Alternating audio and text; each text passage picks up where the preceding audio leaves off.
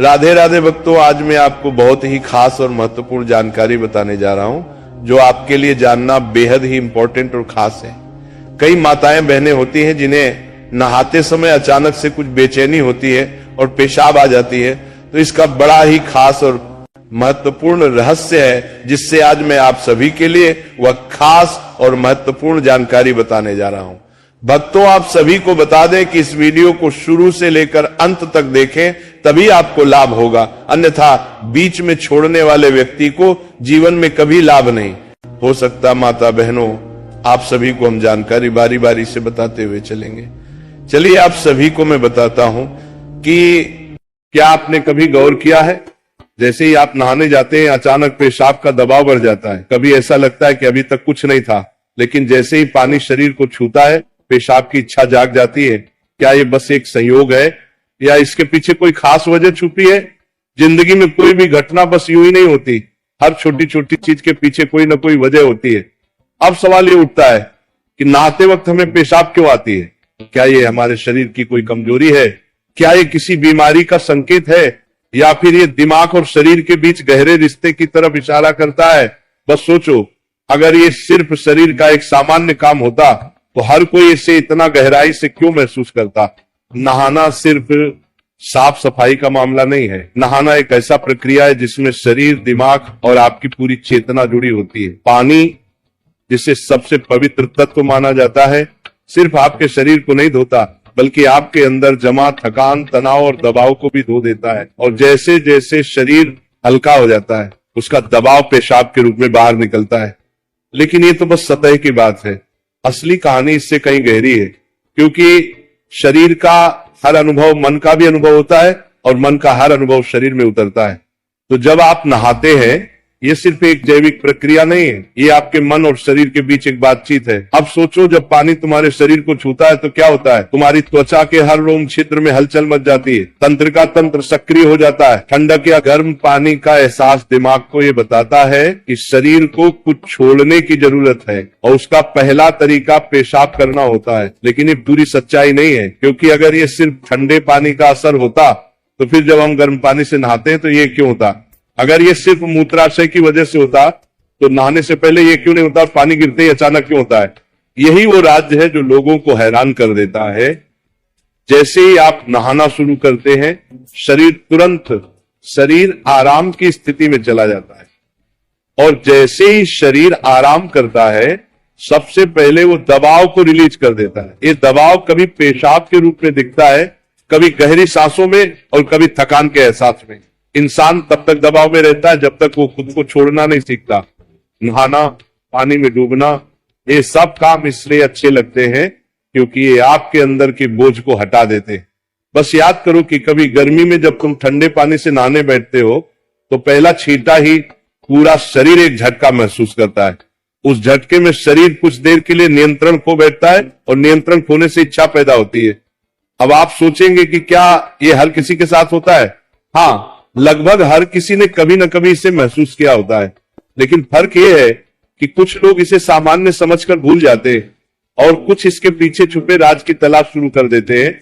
और जो तलाश शुरू करता है वो जिंदगी के असली ज्ञान के करीब पहुंच जाता है, क्योंकि यहाँ एक नाजुक बात छुपी है। पानी और पेशाब दोनों एक ही तत्व से बने होते हैं। जब पानी बाहर से शरीर को छूता है शरीर के अंदर पानी का तत्व भी प्रतिक्रिया करता है। ये एक प्रकृति का संतुलन है, ये एक अनुनाद है। शरीर और प्रकृति के बीच रिश्ता आईने जैसा होता है, जो कुछ बाहर होता है तो अंदर भी परिलक्षित होता है।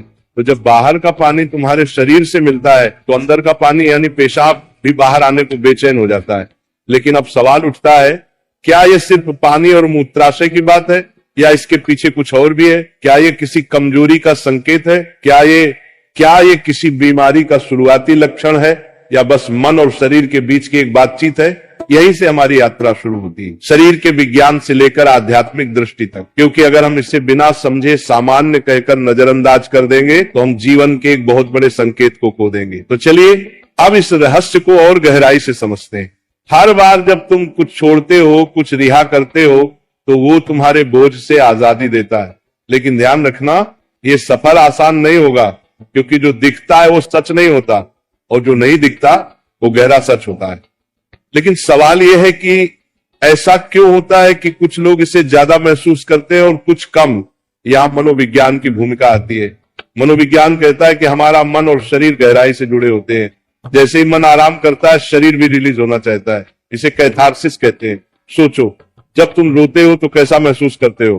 पहले तो भारीपन होता है, लेकिन रोने के बाद हल्कापन महसूस होता है। बिल्कुल ऐसा ही होता है, पेशाब आने में भी ऐसा होता है। ये एक तरह की साफ सफाई है, और नहाना भी ऐसी ही एक प्रक्रिया है जो आराम और तरोताजगी दोनों को जगाती है। इंसान लगातार दबावों के नीचे रहता है।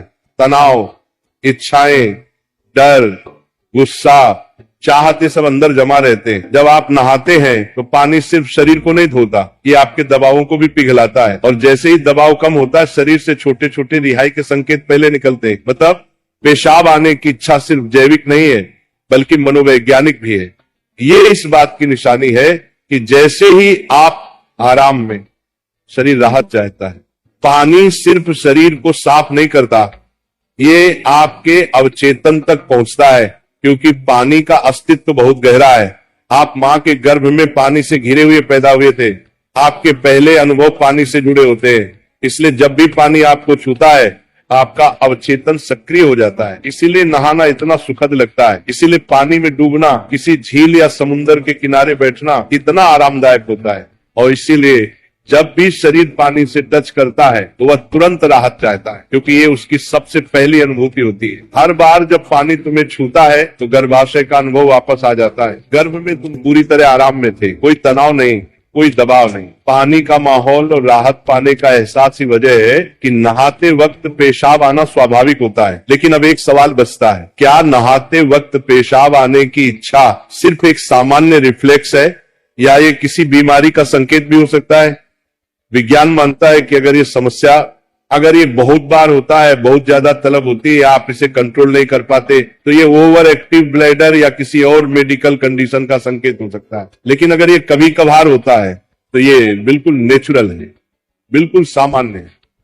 अब सोचो, क्या आपने कभी ध्यान दिया कि ये तलब तभी बढ़ती है जब पानी डाला जाता है? मतलब यहां ट्रिगर पानी है, और पानी सिर्फ शरीर को नहीं छूता, बल्कि दिमाग और सबकॉन्शियस को भी।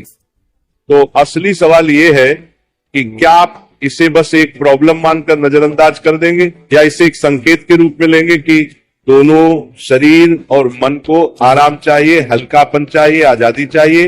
हर तरह की रिहाई सिर्फ जैविक नहीं होती, ये आध्यात्मिक भी होती है। आपको छोटे छोटे रिहाई के मौके दिए गए हैं ताकि आप एक बड़े रिहाई की तरफ बढ़ सकें। पेशाब, आंसू, हंसी, ये छोटे रिहाई के तरीके हैं, लेकिन ध्यान सबसे बड़ी रिहाई है। मतलब अगर आप समझ पाओ कि इच्छा क्यों आती है, तो ये सिर्फ एक शारीरिक अनुभव नहीं रहेगी, बल्कि ध्यान की तरफ एक कदम बनेगी। तो सो रहे थे, तभी उन्हें एक स्वप्न आया। स्वप्न में माता लक्ष्मी प्रकट हुई। उनके मुखमंडल से दिव्य आभा निकल रही थी। 4 हाथों में कमल, शंख, गदा और सोने के सिक्कों की वर्षा करने वाला पात्र था। उनकी मुस्कान शांति और कृपा से भरी थी, लेकिन आंखों में एक कठोर सत्य छिपा था। माता बोली, वसुदेव, तुम दुखी क्यों हो? क्या तुम्हें याद नहीं कि धन की रक्षा करना भी एक तपस्या है? तुमने अपने घर की 5 पवित्र वस्तुएं बार बार दूसरों को देकर मेरे निवास को अशुद्ध कर दिया, इसलिए मैं तुम्हारे घर से विदा हो गई। वसुदेव ने हाथ जोड़कर कहा, मां, मुझे क्षमा करें। कृपया मुझे बताइए कि वे 5 वस्तुएं कौन सी हैं जिन्हें देने से घर में गरीबी आती है? माता ने कहा, ये रहस्य मैं बताऊंगी, परंतु ध्यान रहे, ये केवल तुम्हारे लिए नहीं, बल्कि पूरे नगर और संसार के लिए शिक्षा है। 5 वस्तुएं कभी भूलकर भी घर से बाहर नहीं देनी चाहिए, क्योंकि ये वस्तुएं मेरे निवास की जड़ें हैं। इन्हें खोने से घर निर्धन और अपवित्र हो जाता है। इतना कहकर माता अदृश्य हो गई। वसुदेव घबरा कर उठ गए। उनका शरीर पसीने से तरबतर था। अगले दिन वे भागते हुए आचार्य देव के आश्रम पहुंचे और सारी घटना सुनाई। आचार्य देव ने शांत होकर कहा, वसुदेव, ये कोई साधारण सपना नहीं है, ये स्वयं लक्ष्मी का आदेश है। अब तुम्हें धैर्य रखना होगा। माता लक्ष्मी ने जो 5 रहस्य बताए हैं, उन्हें समझने के लिए तुम्हें एक आध्यात्मिक यात्रा करनी होगी, तभी तुम्हें सच्चा उत्तर मिलेगा। और इस प्रकार यात्रा शुरू हुई। वसुदेव ने अपनी पत्नी सुभद्रा और बेटे माधव के साथ नगर छोड़ दिया और आचार्य देव के आदेश पर हिमालय की ओर प्रस्थान किया। रास्ते में उन्हें तरह तरह की घटनाएं घटी। एक गांव में उन्होंने देखा कि एक महिला अपने घर का चूल्हे की राख दूसरों को दे रही है। वसुदेव को तुरंत माता लक्ष्मी की बात याद आई। क्या राख की भी उनमें से एक वस्तु है? उन्होंने महिला से पूछा, बहन तुम ये राख क्यों बांट रहे हो? महिला ने कहा, महाराज लोग मानते हैं कि राख खेत में डालने से फसल अच्छी होती है। वसुदेव ने सोचा लेकिन ये तो गलती है। चूल्हे की राख घर के भोजन और अग्नि का प्रतीक है। इसे बाहर देने से घर की उन्नति रुक जाती है। यात्रा आगे बढ़ी। वसुदेव, सुभद्रा और माधव पहाड़ों की कठिन राह से गुजर रहे थे। एक रात वे एक आश्रम पहुंचे। वहां एक वृद्ध साध्वी ध्यान में लीन थी। साध्वी ने वसुदेव को देखकर मुस्कुराते हुए कहा, तुम्हें लक्ष्मी माता के 5 रहस्य जानने हैं ना? ध्यान से सुनो। ये पहली वस्तु है चूल्हे की राख। इसे किसी को मत दो, ये घर की लक्ष्मी को बाहर कर देती है। वसुदेव ने प्रणाम किया और रहस्य को याद कर लिया। दूसरे दिन वे आगे बढ़े। एक गांव में देखा कि लोग अपने घर से झाड़ू निकालकर दूसरों को दे रहे। वसुदेव ने आश्चर्य से पूछा, तुम लोग ऐसा क्यों करते हो? एक युवक बोला, हम मानते हैं कि पुराना झाड़ू देने से दरिद्रता चली जाती है। लेकिन तभी आकाश में गड़गड़ाहट हुई, जैसे स्वयं माता लक्ष्मी बोल रही हो, मूर्खों, झाड़ू लक्ष्मी का निवास है। ये घर की स्वच्छता और समृद्धि का प्रतीक है। इसे बाहर देने से लक्ष्मी घर से चली जाती है। वसुदेव को दूसरी वस्तु का भी रहस्य मिल गया, झाड़ू। तीसरा रहस्य उन्हें एक कुटिया में मिला। वहां एक वृद्ध साधक बैठे थे। उनके सामने दीपक जल रहा था। साधक ने कहा, बेटा, घर का जलता हुआ दीपक या उससे जली हुई लौ कभी किसी को मत दो। ये घर की ज्योति और आयु का प्रतीक है। इसे देने से सुख शांति चली जाती है। वसुदेव ने तीसरी वस्तु भी जान ली। आगे चलते चलते वे एक गांव पहुंचे। वहां एक परिवार ने अपने घर का नमक पड़ोसियों को उधार दिया। उसी रात उस परिवार के यहाँ कलह मच गई। साध्वी ने समझाया, नमक रिश्तों की मिठास और स्थिरता का प्रतीक है। घर का नमक देना लक्ष्मी को अपमानित करना है। अब वसुदेव को चौथी वस्तु भी मिल गई, नमक। अंततः हिमालय के पास एक गुफा में तप करते एक योगी ने अंतिम रहस्य बताया। योगी बोले, वसुदेव, 5वीं वस्तु है कपड़े का कोना या पल्लू। महिलाएं अक्सर पुराने कपड़े का पल्लू काट कर दे देती हैं, लेकिन यही स्त्री की लक्ष्मी और घर की मर्यादा का प्रतीक है। इसे देना घर के भाग्य को काटना है। अब 5 वस्तुएं स्पष्ट थी। पहला, चूल्हे की राख। दूसरा, झाड़ू। तीसरा, जलता दीपक। चौथा, नमक। 5वां, कपड़े का कोना। वसुदेव ने कृतज्ञ होकर योगी को प्रणाम किया। अब 5 रहस्यों को जानकर वसुदेव अपनी पत्नी सुभद्रा और पुत्र माधव के साथ नगर की ओर लौटने लगे। रास्ते भर वे मन ही मन माता लक्ष्मी के उपदेशों को दोहराते रहे। नगर पहुंचते ही उन्होंने सबसे पहले आचार्य देव के चरणों में प्रणाम किया और पूरी यात्रा का वर्णन किया। आचार्य देव ने मुस्कुराकर कहा, वसुदेव, तुम्हें अब सच्चा ज्ञान मिल गया है। इन रहस्यों को केवल अपने तक सीमित मत रखना, बल्कि नगरवासियों को भी बताओ ताकि वे भी लक्ष्मी के अपमान से बच सके। आचार्य देव की आज्ञा पाकर वसुदेव ने नगर के बीचों बीच सभा बुलाई। सभा में नगर के लोग बड़ी संख्या में उपस्थित हुए। वसुदेव ने हाथ जोड़कर कहा, बंधुओं, मैं स्वयं अपनी गलतियों के कारण निर्धनता और कष्ट का भागी बना। माता लक्ष्मी ने मुझे स्वप्न में दर्शन दिए और बताया कि 5 वस्तुएं कभी घर से बाहर नहीं देनी चाहिए। इतना कहकर उन्होंने क्रम से सब समझाया। पहली वस्तु है चूल्हे की राख, दूसरी झाड़ू, तीसरी जलता दीपक, चौथी नमक और 5वीं कपड़े का कोना। लोगों ने आश्चर्य और श्रद्धा से यह बातें सुनी। तभी आकाश में एक दिव्य प्रकाश फैला और माता लक्ष्मी स्वयं प्रकट हुई। उनके प्रकट होते ही वातावरण में सुगंध फैल गई। मंदिरों की घंटियां अपने आप बज उठी और लोग भाव विभोर होकर उनके चरणों में झुक गए। माता बोली, वसुदेव ने जो कहा वह सत्य है। तुम सब जान लो कि ये 5 वस्तुएं मेरे निवास की जड़ हैं। जो इन्हें बाहर देता है वह अपने ही घर से मुझे विदा करता है। ये कहते ही माता ने वसुदेव के घर की ओर हाथ उठाया और देखते ही देखते उनके घर में फिर से समृद्धि लौट आई। कोठार भर गए, नौकर लौट आए और पूरे घर में शांति का वास हो गया। नगर के लोग ये चमत्कार देखकर स्तब्ध रह गए और माता लक्ष्मी के जयकारे करने लगे। नगर में अब ये शिक्षा फैल गई कि कोई भी व्यक्ति घर की 5 वस्तुएं बाहर न दे। लोग अपने घरों में सावधानी रखने लगे। पहले जो लोग अंधविश्वास में पड़कर झाड़ू, राख, नमक या दीपक दूसरों को दे देते थे, उन्होंने ये सब बंद कर दिया। नगर में धीरे धीरे हर घर में समृद्धि लौटने लगी। लोग समझ गए कि लक्ष्मी केवल सोने, चांदी या धन में ही नहीं, बल्कि घर की पवित्रता, भोजन, स्वच्छता और मर्यादा में भी रहती है। वसुदेव अब नगर में आदर्श बन गए। वे धनवान तो थे ही, पर अब उन्होंने अपने धन को धर्म और सेवा में लगाना शुरू किया। उन्होंने गरीबों के लिए अन्न क्षेत्र बनवाया, परंतु घर की 5 वस्तुएं देने से हमेशा इनकार करते।